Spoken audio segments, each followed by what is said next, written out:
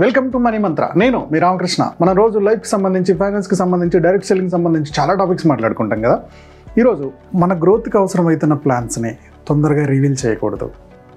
అది ఎలా ఉంటుందనేది చూద్దాం. యూట్యూబ్ నుంచి మీ వీడియో అప్లోడ్ చేయగానే నోటిఫికేషన్ రావట్లేదు అని చెప్పి చాలామంది సబ్స్క్రైబర్స్ ఈ మధ్య కంప్లైంట్ రైజ్ చేస్తున్నారు.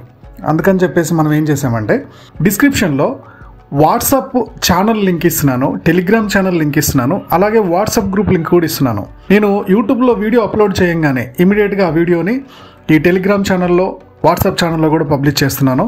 సో ఆర్కే వీడియోస్ త్వరగా చూడాలనుకున్న వాళ్ళు ఈ ఆప్షన్ను సెలెక్ట్ చేసుకోగలరని మనవి. ఒక రాజు ఉండేవాడు. ఆ రాజు దగ్గర ఒక మంత్రి ఉండేవాడు. రాజు ఏ నిర్ణయం తీసుకోవాలనుకున్నా ఈ మంత్రిని అడగకుండా ఎలాంటి నిర్ణయాలు తీసుకోడు. ఏ రూల్ పాస్ చేయాలన్నా, జనాలకి ఏది మంచి జరుగుతుంది, ఏది చెడు జరుగుతుంది, ఓకే. సో రాజ్యానికి ఏది సేఫ్టీ, ఏది సేఫ్టీ కాదు, ఇలా ప్రతి టాపిక్లో కూడా ఈ మినిస్టర్ని ఇన్వాల్వ్ చేస్తూ ఉంటాడు. సో ఎంతమంది మంత్రులు ఉన్నా ఇతను ముఖ్యుడు అనమాట. ఇతన్ని డెసిషన్ లేకుండా, ఇతని అభిప్రాయం లేకుండా తొందరపడి ఎలాంటి నిర్ణయాలు తీసుకోడు ఆ కింగ్. అయితే ఒకరోజు ఏమైందంటే కింగ్ ప్యాలెస్లో సభ నడుస్తుంది. ఆ సభలో ఈ మంత్రిని పిలిచి, మీరు ఇంత తెలివైన వాళ్ళు, కానీ మీ అబ్బాయి ఏందండి అంత మూర్ఖుల్లా ఉంటాడు, మీ అబ్బాయికి ఇంత నాలెడ్జ్ రాలే, మీకున్న నాలెడ్జ్ మీ అబ్బాయికి రాలేదండి అని చెప్పేసి కింగ్ మంత్రితో అన్నాడు. మంత్రి చాలా షాక్ అయిపోయాడు. మా అబ్బాయి తెలియలేదు, అమాయకుడు, లైఫ్లో గ్రోత్ అవ్వలేడు అని మీరు ఎలా తెలుసుకున్నారు రాజుగారు అని చెప్పి అడిగాడు.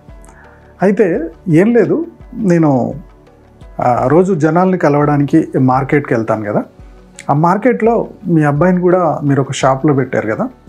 అంటే ఈ మంత్రి వాళ్ళ అబ్బాయి పని నేర్చుకోవడానికి, జనాలతో మాట్లాడడానికి నేర్చుకోవడానికి ఇలా ఒక షాప్ పెట్టించాడు, ఓకే, మార్కెటింగ్ స్కిల్ నేర్పించడానికి. ఆ షాప్లో ఇతను ఉంటాడనమాట.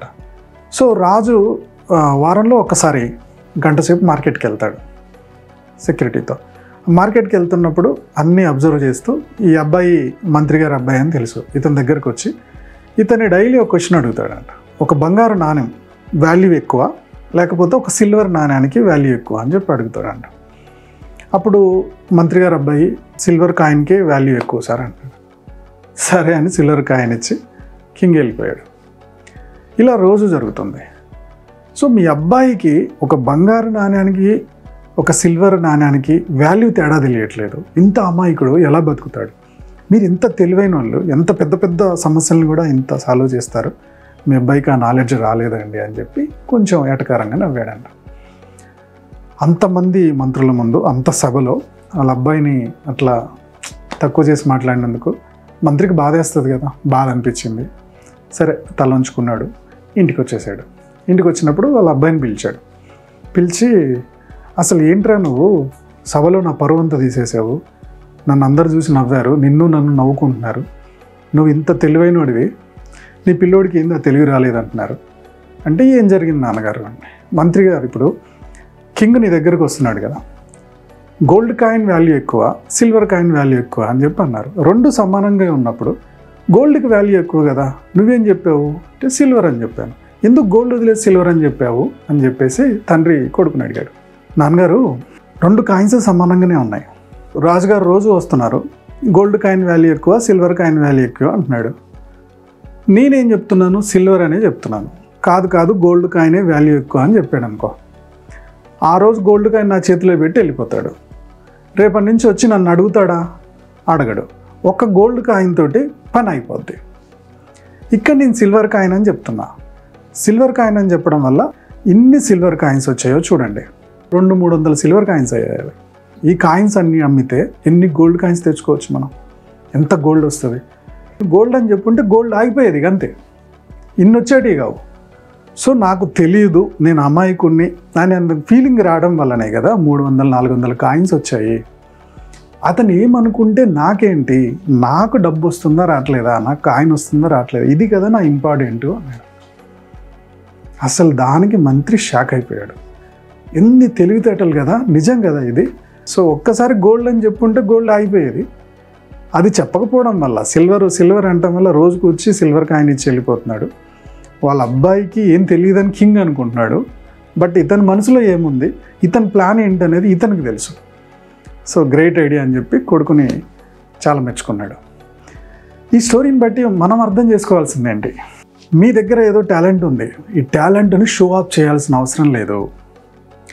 ఎవరికో మీరు టాలెంట్ అయిన వ్యక్తిని నిరూపించుకోవడానికో, లేకపోతే సొసైటీలో ఎవరి దగ్గరనో మనం గొప్పోళ్ళని ప్రూవ్ చేసుకోవడానికో మిస్టేక్ చేయాల్సిన అవసరం లేదు. మీ ప్లాన్ మీకు ఉండాలి. ఎగ్జాంపుల్కి ఒక పర్సన్, మీ కొలీగ్ ఒకతను ఒక ఐఫోన్ కొన్నాడు, అలాడు ఈఎంఐలో కొన్నాడు.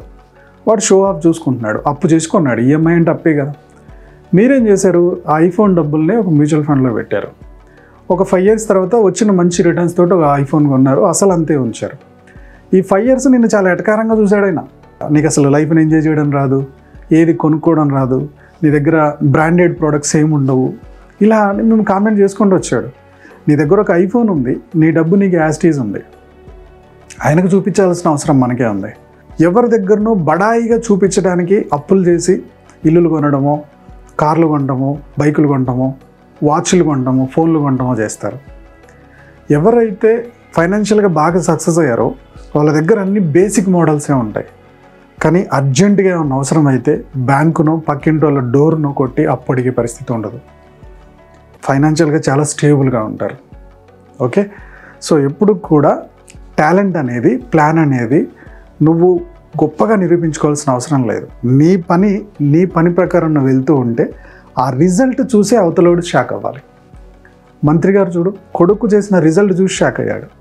బట్ అందరూ ఏమనుకున్నారు, అమాయకుడు అనుకున్నారు. సేమ్ అట్లానే మిమ్మల్ని అమాయకుడనో, మీకు ఖర్చు పెట్టడం రాదనో, మీరు మొండోళ్ళనో, ఇలా ఏమైనా అనుకోని రేపు ఒక రిజల్ట్ వస్తుంది కదా, అబ్బా వాడే కరెక్టరా అనే ఫీలింగ్ ఒక రోజు వస్తుంది కంపల్సరీ. మీరు చేస్తుంది పర్ఫెక్ట్ పని అయితే. అలా అని చెప్పేసి మొత్తం పిసినార్లాగా చేయమని నేను అన్నట్ల. స్థాయిని మించి ఖర్చు పెట్టకండి, స్థాయిని మించి బడాయి చూపించకండి. ఆటోమేటిక్గా మీ పని మీరు చేసుకుంటూ వెళ్ళిపోండి, రిజల్ట్ అదే తెచ్చిపెడుతుంది. మీకు కనుక ఎక్స్ట్రా ఇన్కమ్ పెంచుకోవాలి, పైసా పెట్టుబడి లేకుండా ఇంట్లోనే కూర్చొని ఒక 2-3 గంటలు కష్టపడుతూ లైఫ్లో మీకు కావాల్సిన ఇన్కమ్ను సంపాదించుకోవడానికి నేను డైరెక్ట్ సెల్లింగ్ బిజినెస్లో గైడెన్స్ ఇస్తూ ఉంటా. మీకు ఇంట్రెస్ట్ ఉంటే డిస్క్రిప్షన్లో వాట్సాప్ గ్రూప్ లాగిన్ అవ్వండి, అడ్మిన్కి ఒక మెసేజ్ పెట్టండి, direct selling, digital direct selling business అని అడ్మిన్ మీకు రిప్లై ఇస్తారు. ఓకే ఫ్రెండ్స్, ఈ వీడియో మీకు నచ్చింది అనుకుంటున్నాను. నచ్చితే ఖచ్చితంగా లైక్ చేయండి, కామెంట్ చేయండి. మీ లైక్, మీ కామెంటు నేను ఇంకా మంచి మంచి వీడియో చేయడానికి ఎంకరేజ్మెంట్ అవుతుంది.